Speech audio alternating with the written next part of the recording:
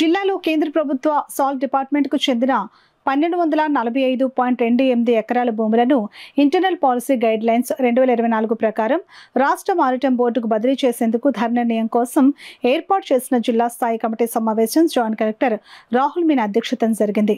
మంగళవారం మధ్యాహ్నం collectorate court హాల్లో జరిగింది. ఈ సందర్భంగా జాయింట్ కలెక్టర్ మాట్లాడుతూ కేంద్ర ప్రభుత్వ వాణిజ్యం పరిశ్రమల శాఖ జారీ చేసిన ఐజీపీ 2024 విధానం ప్రకారం కాకినాడ జిల్లాలో కాకినాడ, కరప, తాళరేవు మండలాల పరిధిలో ఉన్న 1245.28 ఎకరాల సాల్ట్ డిపార్ట్మెంట్ భూములను రాష్ట్ర మారిటైమ్ బోర్డుకు బదిలీ చేసేందుకు ధర నిర్ణయించాల్సిందిగా డిప్యూటీ సాల్ట్ కమిషనర్ చెన్నై కోరారని, ఈ భూముల విలువను జిల్లా కలెక్టర్ అధ్యక్షతన ఏర్పాటైన కమిటీ నిర్ణయిస్తుందని అన్నారు.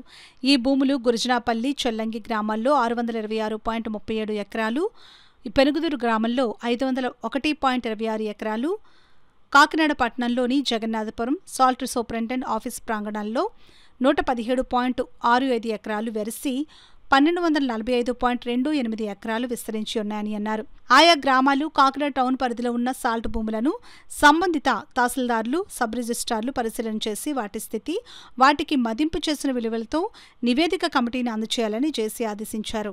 ఈ సమావేశంలో DRO J Venkatrao, Kakinada DO S Mallibabu, ZP, Panchayat Raj కూడా రిజిస్ట్రేషన్ అధికారులు, కరప, తాళరేవు, కాకినాడ అర్బన్ తహసీల్దార్లు పాల్గొన్నారు.